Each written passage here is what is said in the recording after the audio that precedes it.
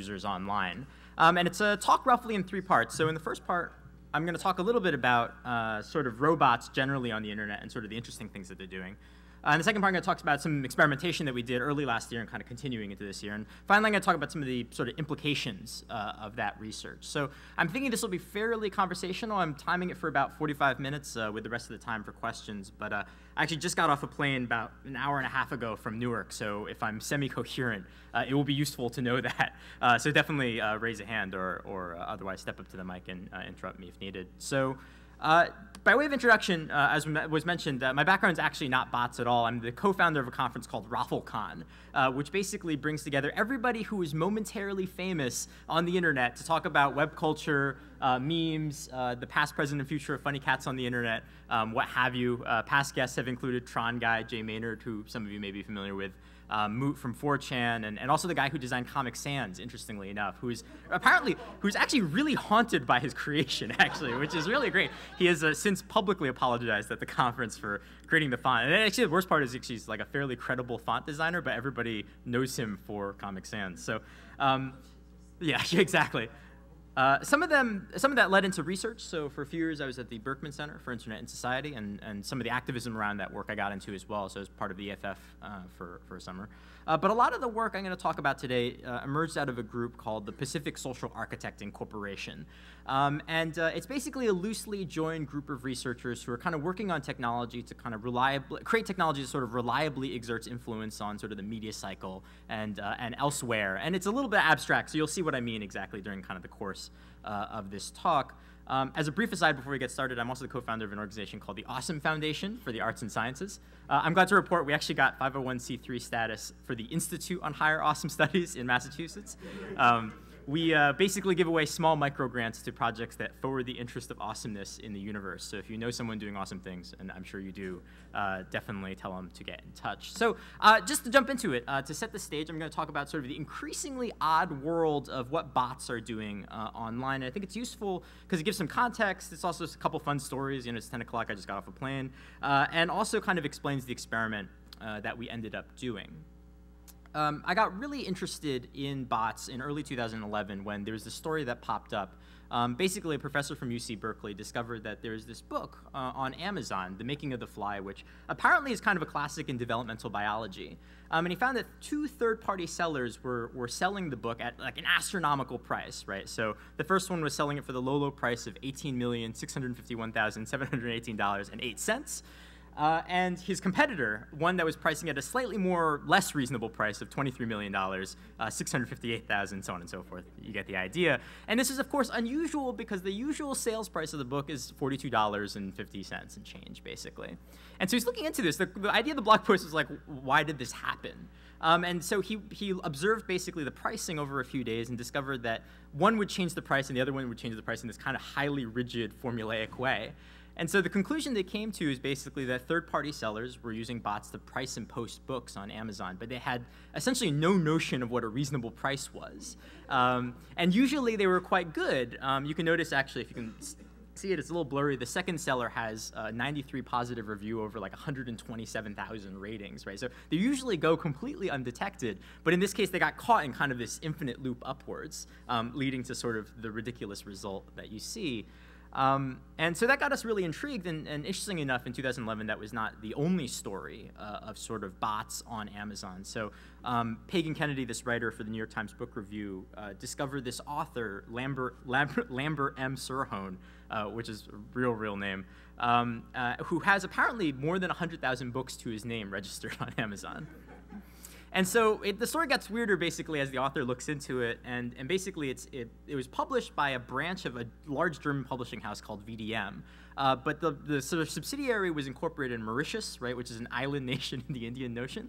And basically, they did a couple calls to try to figure out what was going on. And the publisher was like, we're definitely not using robots to algorithmically generate books, if that's what you're suggesting. And, well, let me show you and you can decide for yourself. This is a representative book of what Lambert produces. This book runs for 104 pages. And they're essentially spam books, which is really intriguing. So basically, the author ordered one. It's basically a poorly assembled collection of Wikipedia pages, and it's actually advertised as a little thing on the cover you can see. But the more you look into it, actually, the less and less human it looks, because there's sort of bot-like mistakes that Lambert seems to make. So he published a book about the police, the band, but the sort of cover image is members of law enforcement, right? And so it's kind of this really kind of bizarre thing, and so there's just this sort of machine, this script that's just generating all these books out on Amazon, purchasable at prices from $10 to, I think one is priced at like several $100s. It's a great story. You should look into it. So this is kind of Amazon, but obviously, right, Amazon's not sort of the clearest example of bots on marketplaces, right? So the kind of rise of quantitative trading on the stock market, right? Like now quantitative trading accounts for a huge percentage of the volume on a lot of equity markets. And they're using these patterns that trade at sort of thousands of trades a second and leading to these kind of really interesting effects. And actually, interesting enough, you see the same effects in the stock market increasingly that you saw on Amazon, right? So some of you might have caught this really fun story, which is that it turns out that when the actress Anne Hathaway is mentioned in the news, the stock price of Berkshire Hathaway takes a small but significant jump upwards. And they're trying to figure it out, right? They're basically like, this is really odd. And they look into it, and basically the conclusion is that someone out there is running this incredibly sort of crude quantitative trading program that's like Hathaway is mentioned, buy as much of Hathaway as possible, and is leading to these kind of odd correlations in the marketplace. And you see the same sort of kind of critical events that you saw on Amazon as well, right? So you might have remembered this incident in 2010, right? This really odd incident where I think it's still the largest single-day drop, one of them in sort of stock market history, and is basically caused by the interference of a number of bots with one another, leading to this sudden critical drop in prices, and only to sort of regain it like a few hours later. So these are kind of funny stories, and the question is sort of what can we draw from this, right? Both in the case of Amazon and also the case of just like the financial markets, generally speaking. And one thing is that digitization enables botification, right? And botification is definitely not a word, but the general idea is the moment sort of an arena of human activity emerges digitally, scripts can act in lieu of humans, right? And that's a pretty simple idea, but it kind of leads to this sort of obvious and sort of interesting question, right? Which is, what do we do when increasingly a lot of social activity moves online? And obviously on some level, right, this shouldn't be considered new, right? So I'm sure some of you remember Smarter Child from the AIM days at all? Yes? No? Well, anyways, chatterbots on AIM, right? And because people have been socializing online forever, there's obviously been bots that have been interacting with humans forever, right? It extends back to IRC and BBS and so on and so forth. And that's one version of a bot that we've known for a really long time. Another version has been sort of the spam bot, right? So Chanel Lamberg's one of my favorites. She was unfortunately killed in duty just last week, but her entire purpose was to just express like vague indifference to things that people were seeing on Twitter. And these spam bots are everywhere, right? We know them as just a feature of the internet. But what's different in this context is that the bots that have been appearing on these sorts of platforms have become more important and widespread as those platforms have become more important and widespread, right? So you've seen the increasing use of bots, for example, to harass your enemies. So there was basically a scientist who got really tired of arguing with climate change skeptics online all the time. So he basically created a bot that just went in and harassed them, right? He would just drop in sort of links saying like, hey, you're wrong. And so he wouldn't have to spend time arguing with them. And I think the total amount of time wasted on the opponent's side was like enormous, right? Because people were basically getting into these large arguments with this bot, and obviously like the bot was named Turing Test, so they weren't quite, getting the idea. And some of these things are fun, right? Like they're small kind of harassing actions you can take, but I think the story takes on this really interesting dimension when you realize that governments are starting to get into the space, right? So Global Voices, which is this kind of blog project run at the Berkman Center, really cool, you should check it out, basically reported on this really interesting incident where it turned out that it appeared that basically spam bots were being launched in very large numbers to basically attack people who are pro-protests in Syria.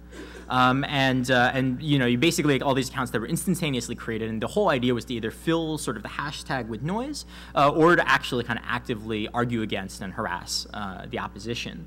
And there's a little bit of an arms race actually going on internationally. So in the recent Mexican election, they actually found bots from both parties actually supporting and attacking one another online in basically a bid to influence kind of public opinion. And the scale of this was actually much larger. It took place a little bit after the Syrian case, and you've seen the scale of this emerge to a much larger extent, right? So the bots here are running in the level of thousands. And before we think that maybe this is something that's confined to the abroad space, I don't know how many of you caught this story, right? Basically, Newt Gingrich said, I have a really great grassroots following on the internet, and it shows that's why I'm like a great candidate for president. Well, an aide later quit and said, well, no, actually, we hired a company to generate all these sock puppet accounts to boost numbers for Newt Gingrich. And actually, a little bit of investigation showed this was the case, right? Like, it turned out that like an enormous percentage were basically, blank accounts that had never tweeted. They were basically just there to kind of fill Newt Gingrich's follower account on platforms like Twitter, which is embarrassing, but so goes. Yeah, right. So on some level, I think we're not too concerned about these type of bots, right? There's a lot of research that suggests that essentially sophisticated users or experienced users online can usually pick bots out pretty easily, right? Bots behave in bot-like ways, you learn certain patterns, and you just learn to sort of filter them out over time. And you can imagine all sorts of really interesting kind of crowd-based sort of systems to kind of protect users who are perhaps less sophisticated at picking this sort of thing up. But the question really is maybe this isn't a problem, or maybe this isn't a vulnerability with bots writ large, but maybe just the bots that have been launched so far because they're so relatively crude. And so the question becomes, could more intelligently designed bots do more? And so we take some inspiration from this art project that was done I think a few years ago now. Caleb Larson, who did this project, which is ominously called A Tool to Deceive and Slaughter. But it's a formless metal box that you buy off of eBay, and there's basically two cables that come out of it. One is a power cable, one's an Ethernet cable, and you're contractually obligated to plug it in once you get it. And basically the box connects to the internet, detects if it's for sale on eBay, and if it isn't, it basically reposts itself at a higher price. And the boxes tended to appreciate in value over time, so the human is like, well, I guess I could make a profit on this, so I should probably just sell it. And basically the bot uses this very simple mechanism to basically move from person to person to person using the mechanism of eBay, right? Which I think just is brilliant, like it's really, really cool. And so this is a long way of saying how we got to the experiment in early 2011, something we call social bots. And social bots was a competition that we conducted, and it basically ran on a fairly simple idea. So first, we identified a battlefield of Twitter users. So this was generated sort of arbitrarily. So we found a group of users that talk about cats all the time on Twitter, not very difficult at all. We pulled some of their friends and some of their friends' friends. We created this sort of semi-connected network. And then what we did is we challenged teams to basically write bots to go into this network, and they would be scored based on the type of social activity they could generate in response.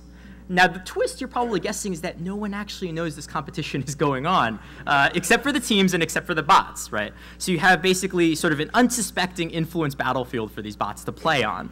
And so effectively what you get is sort of social engineering battle bots, right? So teams launch a lead bot, which is sort of a repository for points. I'll explain what that means in a second. And sort of any number of supporting bots that can say like, this guy is really cool, you should talk to this guy. And then sort of on top of that, we layered a really simple kind of scoring mechanism, right? So the lead bot you launched, basically if it followed someone found it compelling enough to follow back or was sort of dumb enough to follow it back, you would get 1 point.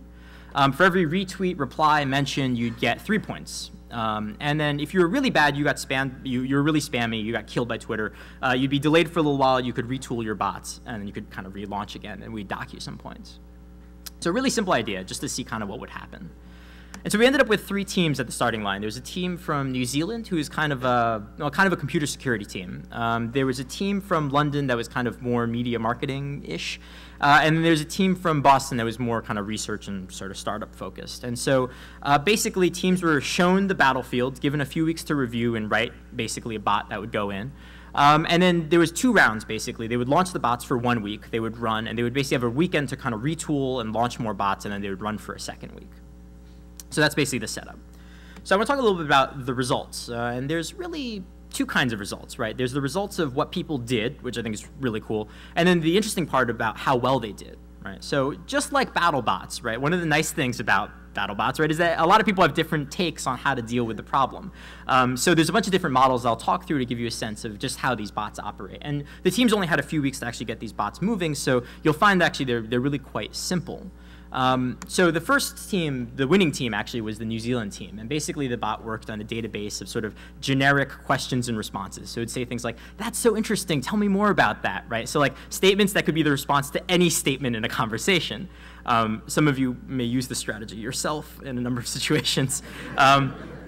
And basically what it would do is it would ping the network and then see who talked to it most, and then it would kind of maximize the talk to those people over time. And so here's an example of the type of conversation that you end up with. So you read this conversation from the bottom to the top. James M. Titus is the bot, and the other guy is the human. So James asks if you could bring one character to life from your favorite book, who would it be? The other guy responds, Jesus, and they get into this really long, kind of involved conversation about this. This is actually a snippet of a much larger conversation that actually runs for quite a while.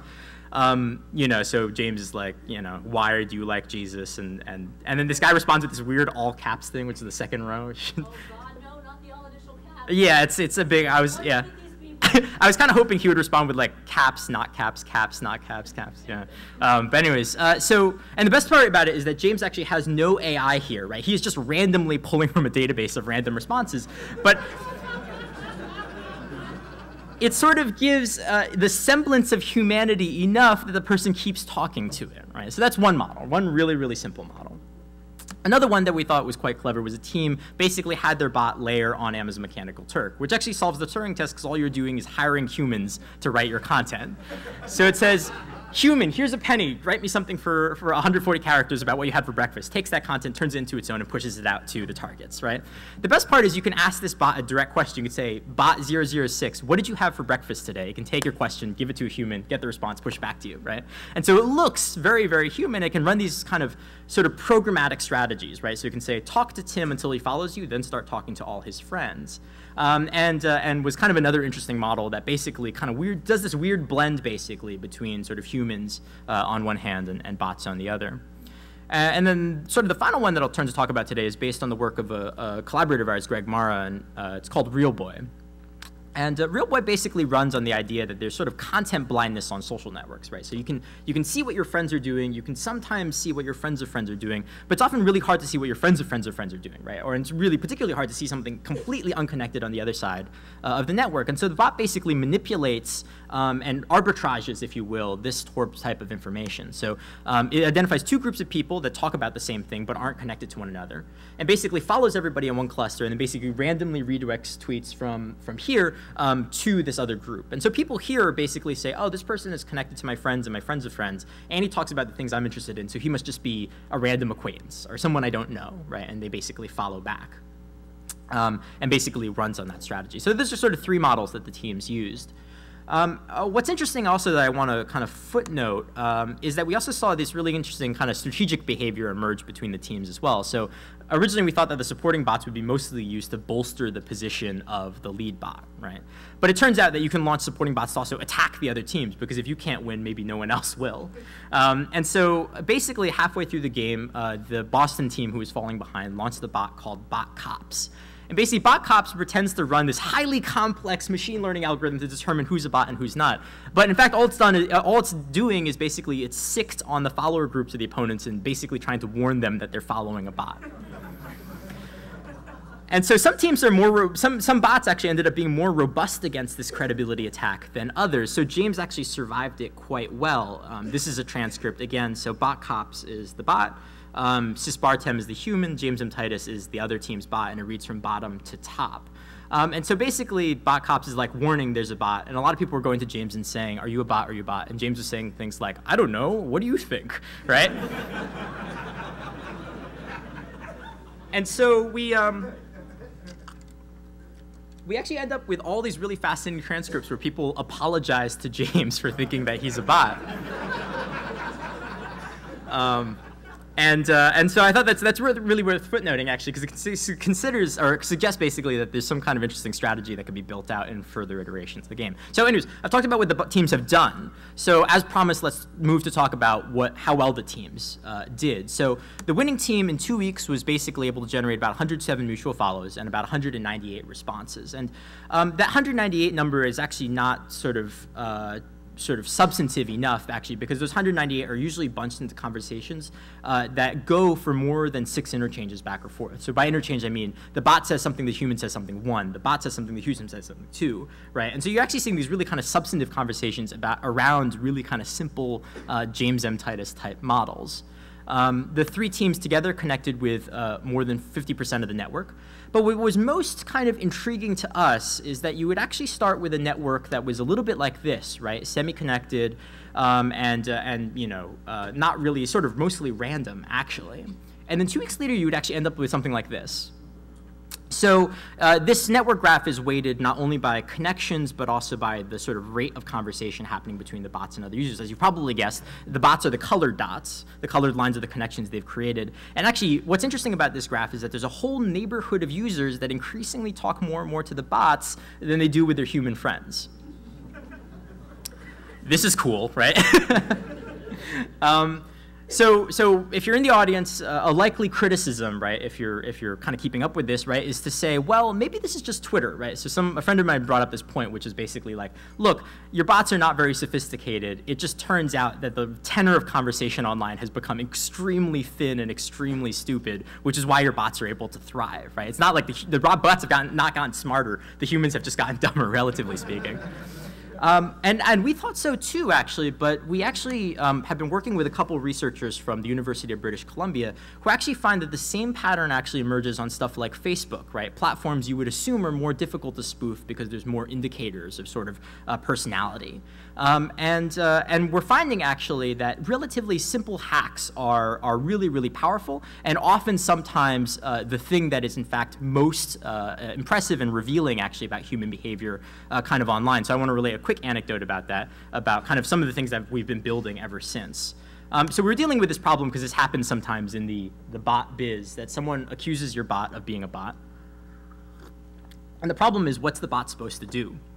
And so we were working on a couple different strategies for the longest time. We were like, let's integrate like the latest AI to try to get the bot to respond to this.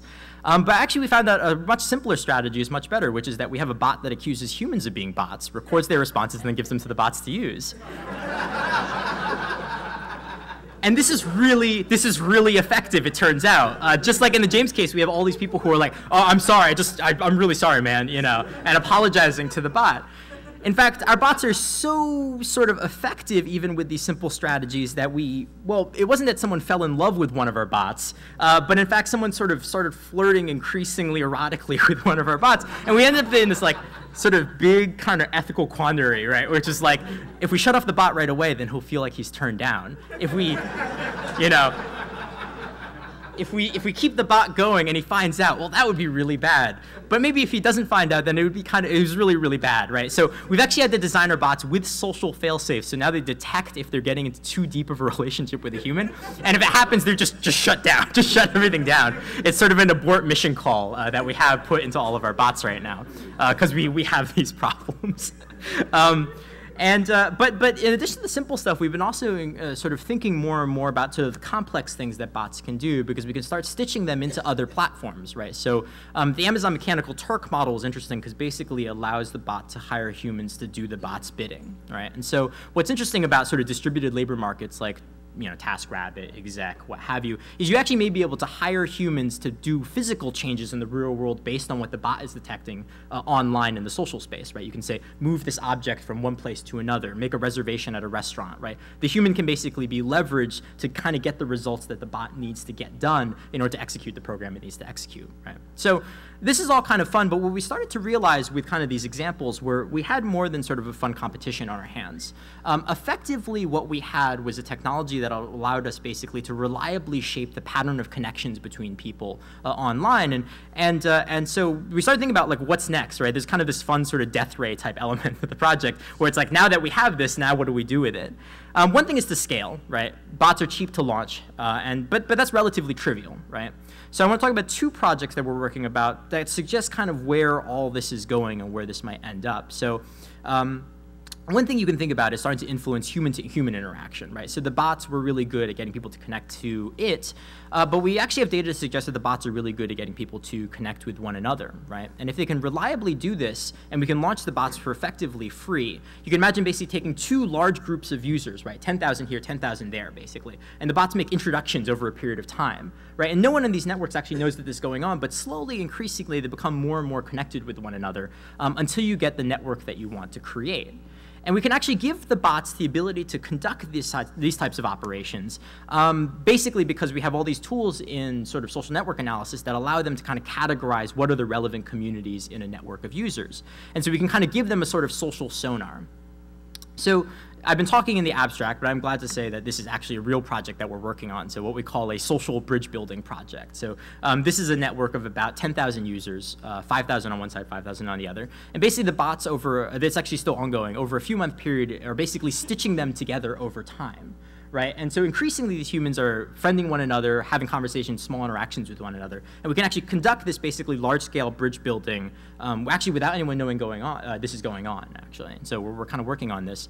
The data initially is actually really interesting. So if you imagine there's like a set group of people and they happen to meet each other at a certain rate, there's sort of this like base level, background level friend creation, right? And according to kind of what we've seen, and we got to do more experiments to find out, it actually looks like we can kind of boost the natural connection rate by 2x, 3x, actually. So you can actually imagine using these bots as a type of sort of social fertilizer. You sort of seed them in, and they slowly kind of create the network you want to see over time. This is all sorts of insidious uses, which I'll be sure to talk about a little bit later. One interesting implication of this is actually once that the bridge is constructed, you actually end up with bots who are embedded in the network, right? They have certain credibility, they've shared certain types of stories. So you can imagine doing certain types of things. One of them, most basically, is kind of maintenance, right? In the same way that you got to take care of the Golden Gate Bridge, maybe you need to take care of this social bridge that you're building between users. So we're thinking like, well, maybe what the bot does is detect, oh, I created this relationship between, say, Alice and Bob are no longer talking. And so the bot's designed to drop out all this content that's designed to get these people to talk again suddenly, right? So, hey, Tim, you may want to talk to XYZ. You haven't talked in a while. Or, hey, Tim, XYZ just shared this link you might want to check out, right? To basically just kind of force this kind of contact between users to try to spark these relationships back up into life again. But there's sort of fun things you can start to do, actually. So one experiment that we're planning in the next few months is something that we call happiness buffering. And it basically works on a lot of social science research that suggests that there's sort of emotional contagion both in real life and also on social networks. And this isn't too surprising. I mean, right, emotional contagion is just so far to say that you know someone who is happy, you are also happy in connection, right? Someone, your friend's friend is happy, and you are also likely to become happier in connection. And there's a lot of kind of explanations for why that might be the case. Part of it's sort of peer effects. And actually, just like the social network analysis tools, we can actually give the bots the ability to see this as well, right? So natural language processing kind of allow us to give the bots some notion of sort of emotion, right? The ability to measure the emotional state of a network. And so kind of what we're thinking is you can send a bunch of bots in, basically, and they're monitoring the emotional state of the network. And if it dips below a certain threshold, they're basically designed to beacon out all this positive sentiment, right? To basically try to buffer the emotional state of that network back again. And you can basically imagine using that for pushing it up, but also keeping it within a particular band, right? If people are getting too excited, release all this content that's really boring to kind of tamp down the effect of that, right? And basically what we've created is a really interesting kind of cognitive lever, right, into these social networks, right? We suddenly have this dial that we can say, we're going to amp this up or we're going to amp this down. We're still trying to work out the strategy of this, right? Because my friend actually mentioned this on the flight over. One of the problems maybe is if everybody's really depressed and all the bots are relatively much happier, it actually might not be a good thing. And so we're trying to figure out exactly kind of how to coordinate this, but it's sort of fun, right? You can start imagining using these bots as sort of electrodes that allow you to kind of influence the behavior of a social organism. And so we've talked about some of the fun sort of positive things, right? But you're probably thinking, okay, well, this is really cool but really creepy, so what are some of the negative uses? So another project we're thinking about right now is this concept of social penetration testing. Kind of gets me to what I eventually want to kind of close on today. So just like penetration testing, right, the question is whether or not we can use kind of the same techniques that are used in computer networks for social networks as well. So the premise of social pen testing is very simple. You basically have a network of users, you send the bots in, and basically what the bots do over maybe a few-week period or a few-month period is basically to sort of spread information with small inaccuracies, right? They're just sort of tainting the pool, right? They're retweeting a story, maybe changing the statistics slightly. And they're looking for where they're challenged and where they're not challenged, right? And effectively what they're trying to identify is the person who is the most influential but is the worst at evaluating whether or not something is real.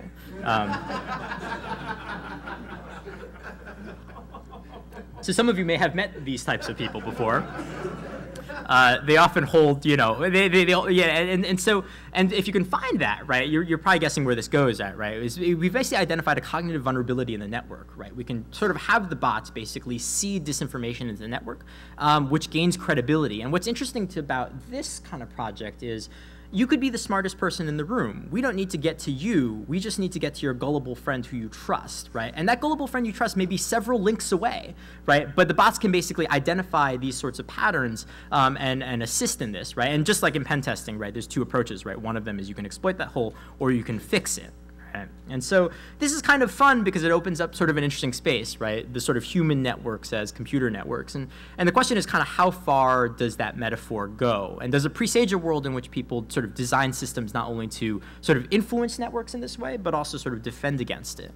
And I think the sort of implications of this are really quite broad and quite interesting, right? So one of them is that sort of mainstream media increasingly comes to rely on these networks, right? Which is a huge vulnerability that something like these bots could exploit.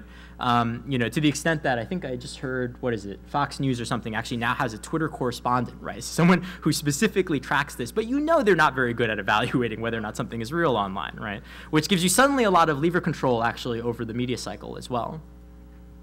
But I think it's more than just fooling the news, right? Because if that were the only outcome of this, I think that would be fairly trivial, right? I think that happens all the time.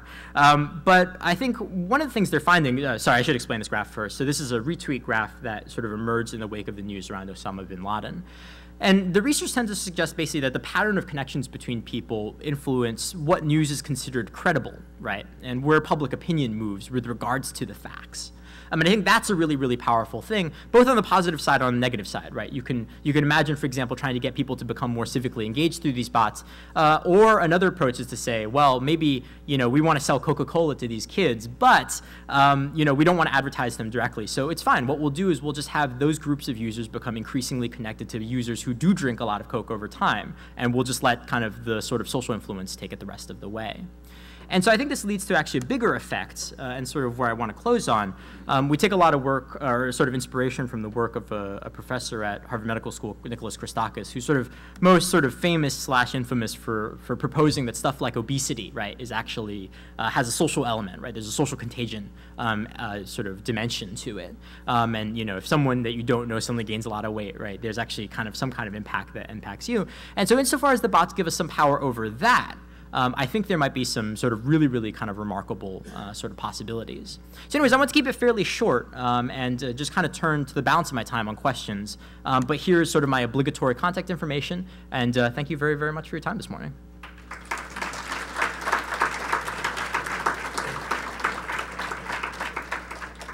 Everybody who wants to speak can just come up to the microphone here so we can get it on the record.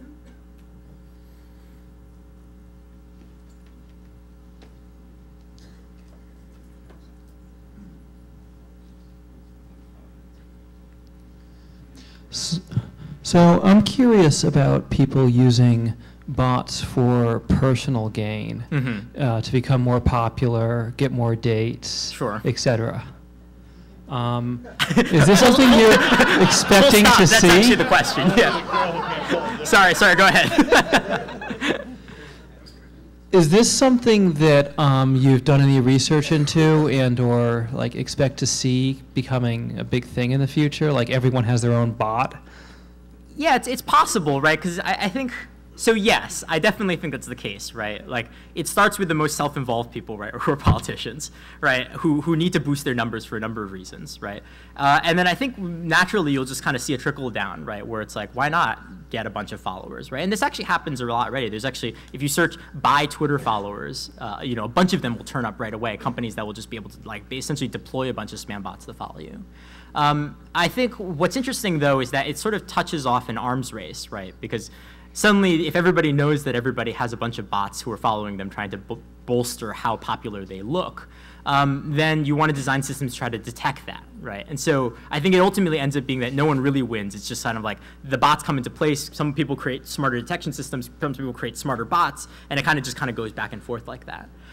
So yeah, I think it's something you will see in the future, but I think it's part of a much larger picture about sort of credibility online and kind of the systems that come up to sort of deal with that.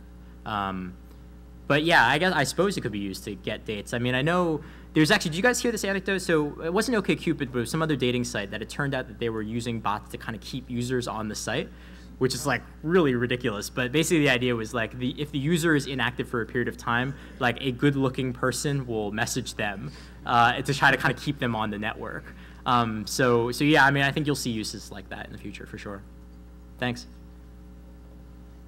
Hi, I'm an activist around human rights in China, and this is really alarming. A wonderful, wonderful talk, really great, but also a little bit alarming because one thing that's been happening, as you may know, is that people can introduce really controversial or real just news that hasn't been censored really quickly onto microblogs in China, and then it gets pretty far before it gets tamped down. I'm wondering if you could talk about the potential nefarious uses of the materials that you were, by governments that are trying to censor users or something. Right, definitely. So yeah, I think there's certainly a couple things that you can imagine that are the ways you can imagine this technology being used to sort of tamp down activists, right? So one of them certainly is kind of what's been tried in Syria and elsewhere, right? In the cases I talked about. As I mentioned, I'm not too concerned about those because the bots have been so relatively crude, right? They're so noisy that you can imagine a sufficiently smart technologist designing systems to filter them out.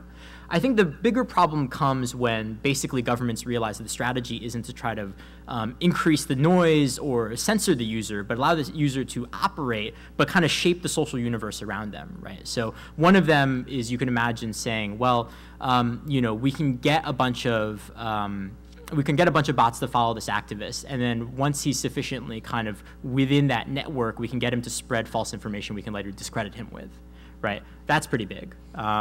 I think there's another thing which is just a matter of sort of surveillance, keeping tabs. And so I think there's really a number of uses. And I think, again, there's sort of this arms race element where it's like, can we design technology fast enough? I think right now it seems like, the bots or the governments haven't really caught on to date. I think if the stuff I'm talking about in terms of kind of like the large landscape shaping stuff becomes bigger, they may not even need to deal with the activists, right? Because the idea is just shape the pattern of behavior on these networks in a way where the norms don't support spreading this information, right? And then you're in real trouble, right? Because then you don't even have a base to talk to. But to my knowledge, I don't think anyone's doing anything that sophisticated so far, but that we know about, right? So. Thank you so much. Such a great talk. Thanks. Yeah, hi. I think there's a huge potential for evil here. But Yep. There's also some potential. That's the case. I just think it's honestly so cool. But there's also a huge potential for good. Somebody once introduced me to a project where what you try to do is introduce people on opposite sides of a war zone to become pen pals. The idea being that because you see that the person on the other side is really human, you can influence your government and influence politics in a way that you reduce the inclination towards following the government propaganda to continue into a war. So, was it effective or? It's very new.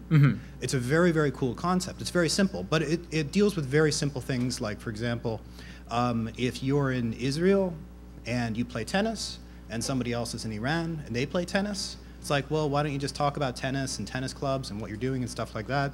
And you get people who are talking about really generic, daily kind of things on opposite sides of, in that case, not a war zone, but a heated political climate. Right, It humanizes the opposite Wait, side. so like, and do they start with the tennis though? So it's like, surprise, they're Israeli, or like? Oh, no. Well, what? It's. I don't want to digress too much because Sorry, I don't want to keep you. Right. I can't remember the name of the Sorry. project, but I thought it was really cool. But the principle was that you knew full well you were getting into it. So right. you're an Iranian and you're like, oh, okay, cool. I want to talk to somebody from Israel that I have common interests with. What are my interests? Blah blah blah blah blah, and then it connects you. And you start chatting. So very up and up, very very safe and all of that. Right. So I was thinking about this while you had your talk of like, well, now you could take 5,000-10,000 people from one side of a border and 5,000-10,000 people from another side of the border, and either get them thinking at the same thing and talking to one another and having fun together, or you could make things more hostile. Yeah, sure. Right. Yeah, there's some really evil potential here. Yeah, I think it flips both ways. Like, I think it really is. I hate to say it, it's sort of the NRA argument, right? It's like, it's a gun, you know? Like, I think, there is this interesting element to which I think the technology can really be used in both directions, right? And I think, the mind really has a way of going towards the not so great stuff. But I agree with you. I mean, I think there's a couple applications we've been thinking about where, even having the bot being transparent might actually be a really powerful thing, right? Yeah. So one of the things they found, for example, when the kind of post-election crisis in Iran was going on, was that there's basically a small group of sort of expat bilingual users that played a really big role in basically translating what was happening on the ground to sort of the mainstream media at large. Right? You can imagine situations where not every movement has that critical mass of users, and you actually have translator bots, right, that are basically helping to create lower rather the friction of stories flowing from one part of the network to the other, right? And that's one case in which the bots could be completely transparent, but I think have some really good positive uses as well, both in terms of encouraging communication and onwards. So. Yeah, I'd be very curious to see what happens in the future with your projects. Thank you. Awesome. Thank you. Hi. Great talk. Thank you. I just want to ask a little bit about software testing implications of these networks. Right now, if you're a web developer and say you're relying on Facebook OAuth or something of that nature, Facebook allows you to create a group of test users and their network as they relate to each other, which is great for some basic scenarios, but to really exercise narratives and personas that you want your potential software to be a part of, this would be really useful. Yeah, no, I think so. Yeah, I think there's probably less. I was talking with a friend recently. It's kind of like, well, there's actually there's like a lot of parts you can pull out of this that would be useful in other applications that don't seem like so insidious or so high stakes, right? I think one of them is like definitely that, right? Are there any like initial frameworks for creating networks of bots to exercise your own software? I think probably you should get in touch. I mean, we haven't really done much work into it, but I think there's actually nothing saying that you couldn't just kind of retrofit, these bots to do that for sure. So, great. Yeah. Thank you. Thank you. In line with that, how hard is it for a noob to begin implementing some of these bots? Not very difficult at all, actually, which is, I think, what's really fun about the whole project. Both because the time to set up is very short and relatively simple programs lead to really interesting effects. Does it require the computer to be online 24/7? Ideally, actually, but we've actually found that bots are more credible if they go to sleep just like humans do. So some of the bots we've designed become like less active during the evenings, or they stop tweeting at all during the evenings. And so it doesn't necessarily have to require the computer to be on all the time for sure. So is the software actually open sourced? Yeah, we can actually get, if you search for, it should be still online, the code for all the bots from the original competition available under MIT all online. There's also a .NET application because someone wrote one, but it's all there. So. All right. And was there any instance? I was just curious if the bots randomly taught or discovered strategies that humans could use in their personal social media lives. So this is actually really interesting. So a lot of the bots we were playing around with in sort of Mark 1 were basically these static strategies. Basically, the bot would just say, you have a set personality, you have a set of tactics, just run with it. But increasingly, thank you, what we're working on is essentially the bots will have essentially a library of different tactics and a library of different personality characteristics. And so when you drop them into a network, they're basically blank, right? They're like, I'm a guy in New York. But over time, they test out what types of things of their personality and what types of tactics are most responsive within the community. And then they kind of shift their personality accordingly, right? And you can kind of do that because it would sort of just update, right? Oh, this one worked this time, this one worked this time. And so basically the bot's trying to figure out what configuration of personality and tactics will get me the best result. And much like humans, actually, that's what humans do, right? They're like, oh, I'm in this context. These are the sorts of things that people respond to, so I'm going to do them more. And I think we're really excited about that because over time, like basically the bots will just, they're plastic, right? They'll basically shape to the container that you put them in, so. That's fascinating. Thank you for the great talk. Thank you. Hey, I really enjoyed the talk, thanks. I was actually curious, and I don't know if there's a lot of material to go on this, but to follow up on what you were talking about in terms of emotional contagion and right. bots and social networks. Particularly in terms of sort of artificially creating a band of specific emotional range. Right. And I was wondering if any work has been done to determine whether there's sort of a natural band of like homeostasis that happens before bot intervention on those networks, or...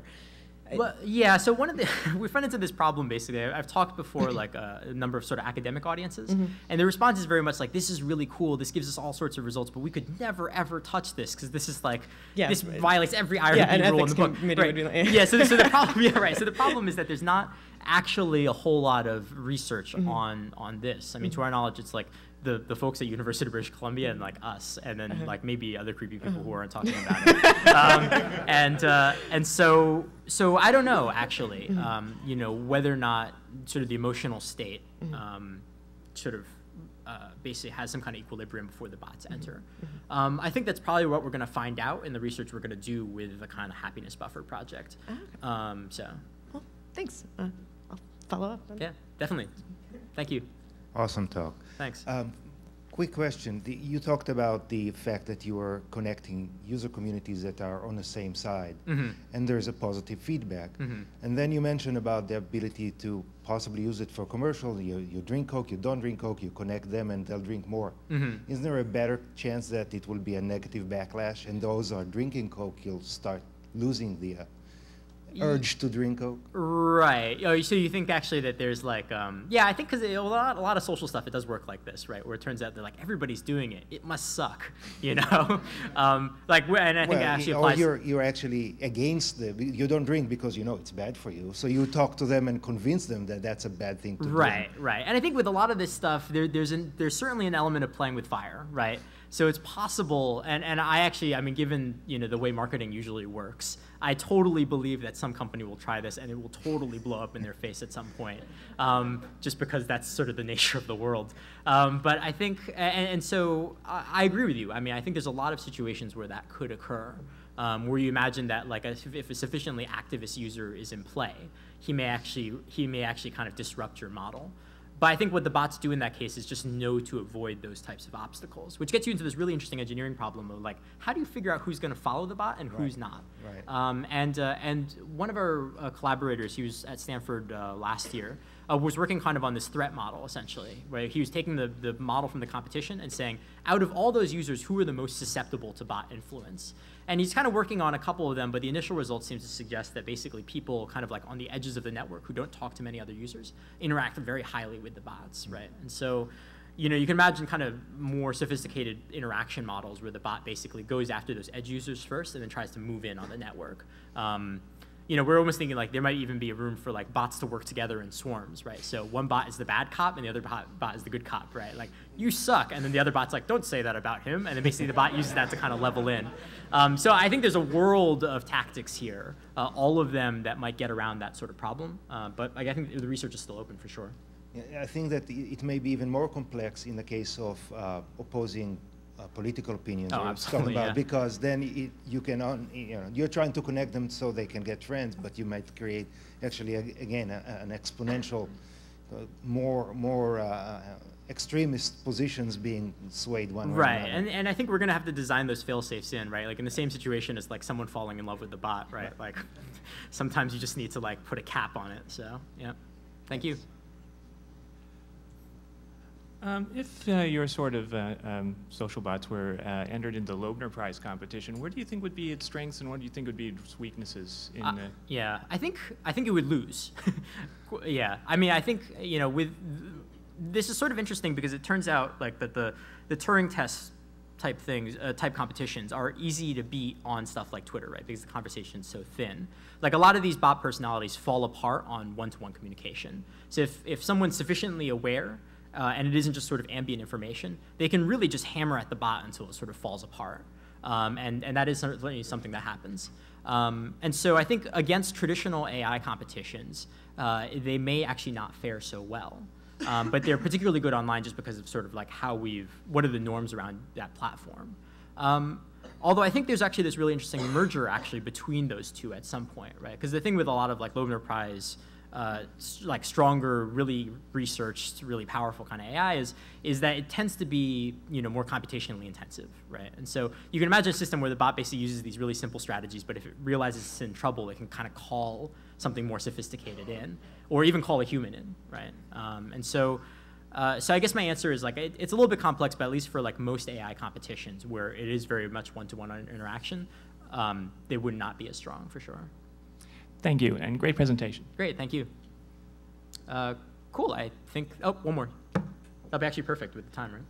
All right, so basically as I see it right now, like the worst case scenario for your bot is like you have these fail-safes programmed in and you shut them off if something goes wrong. What is the worst case scenario? Like I see no negative repercussions for the bot creator pretty much no matter what. Like you're pretty easily able to hide yourself and just shut these off and get out. Is there any negative repercussion even possible for the creators? Not really, no, I don't think so. Which is why I think actually like you'll probably see more of this stuff in politics over time, because the usual question is like, am I going to be found out for using bots that support me?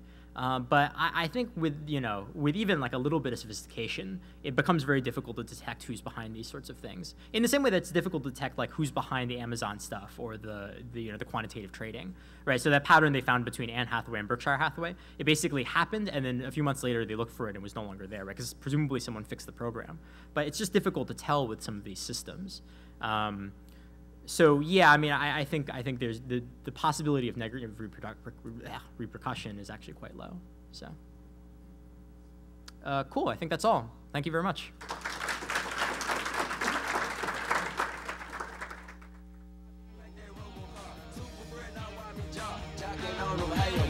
When I do that, soldier boy, I need to let that crack that.